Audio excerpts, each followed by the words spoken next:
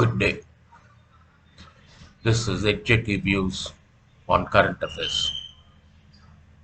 This morning, the Finance Minister Nirmala Sitharaman presented the Union Budget for the year 2022-23. I do not want to get into the nitty-gritties of what has been presented. There will be enough writing, speaking, debating, arguing on that matter in the next few days in our media and in meetings. So we will leave that aside at the present moment. We will focus on the main thrust of the budget. And the main thrust of the budget has been that the finance minister has been told by her finance ministry bureaucrats that there is no fiscal space for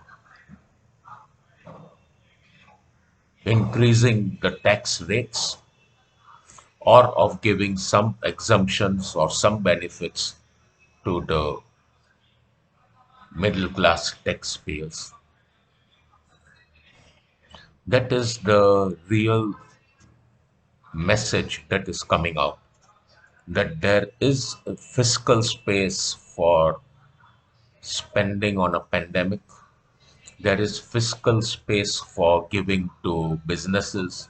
There is fiscal space for reducing tax rates on certain businesses, surcharges, etc. But there is no fiscal space for the middle class taxpayer. This brings me to a point that I had raised some talks back on this media, that why is it that we are not tying up the Income Tax Act with certain benchmarks so that you don't have to keep on saying every year that this has been approved, this is increased, that is increased. Benchmark your income tax levels, your income tax exemptions, your income tax amounts eligible, non-eligible, with certain things such as, say, the consumer price index. So every year, automatically the income grows up as you get into a consumer price index situation. And we are having inflation in this country. Let us not fool ourselves into saying that there is no inflation in this country. The Economic Survey of India has said very clearly that India will face the threat of inflation, particularly imported inflation. That's a very important statement that has been made. Imported inflation means that our imports are going to become much more costly. Of course, we all know that the major imports that we are doing are petroleum and gold. And then there are other imports that are, all those are going to have an impact on our living. And therefore, if every year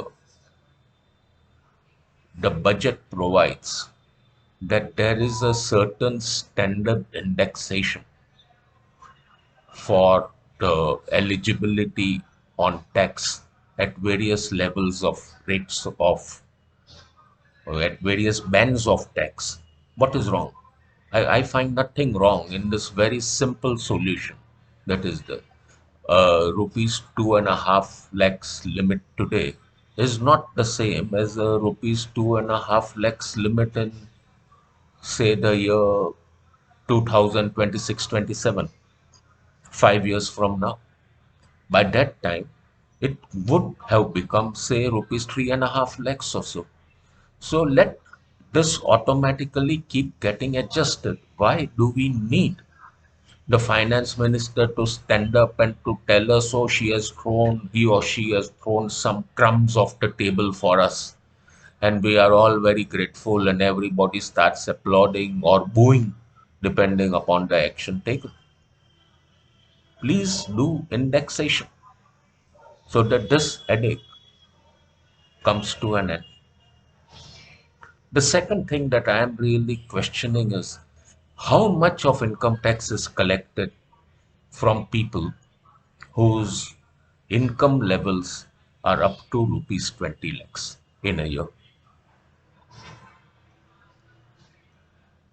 If I was to do a cost benefit analysis of the income tax that I am collecting and the expenses that I am incurring for the staff in the income tax department that reviews the returns, or the amount of money that the SSE is spending on preparing his returns. He may be going to some small time consultant, etc., because he's finding the provisions of the act quite complicated.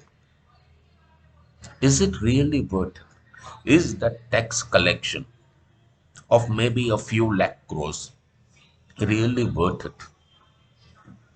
That we can't leave that money in the hands of the SSC to spend and save the way that he wants.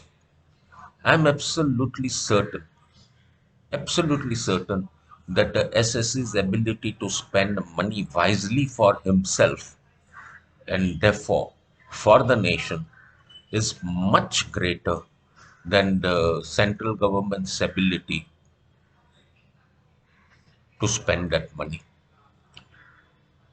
The third point that I find very, very intriguing and very upsetting in this budget is the fact that once again, the private sector employee and the state government employees are differentiated on national pension scheme.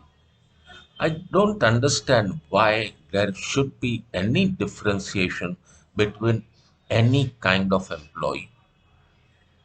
It seems that I have not seen the detailed budget, I have not read it, but from whatever has come out in the media, it seems that the central government has said that up to 14% the state government employees are entitled to NPS benefits in line with what the central government employees are getting.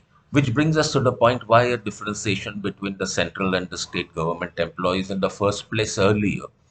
And now, why is it that the private sector employee cannot get a 14% benefit on NPS contribution?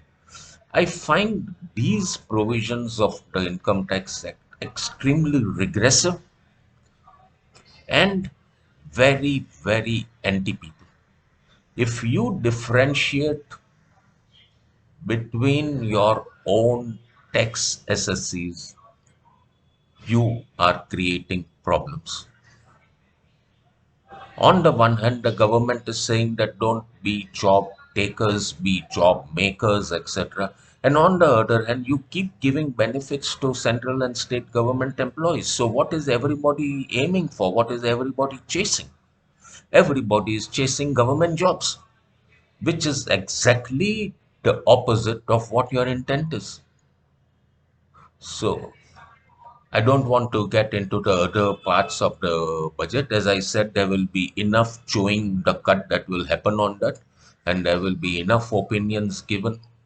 I just felt that this budget has not addressed the main issue of treating the consumer as a person who is entitled to get tax benefits or tax regime revolving around the consumer.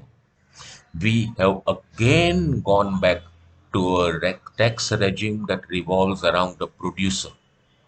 It is time, it is very much time that we start making our tax regime pro consumer, because the consumer is driving the Indian economy. The producer or the service provider is not driving the Indian economy. Let us be clear. It is the citizen, the consumer, who is driving the Indian economy. And for that, I have to regrettably say that in 75 years, we have not produced a budget that looks after the citizen or the consumer. We have produced budgets which look after vested interests of businesses, etc. There is no budget that I can ever remember which has addressed the citizen as a consumer. I will end my thoughts on the budget with this statement. Have a good day. Read the budget discussion. Some of them will even make you smile and laugh. Till then, have a great day. Till we meet again. Jai Hind, Jai Maharashtra, Jai Mumbai.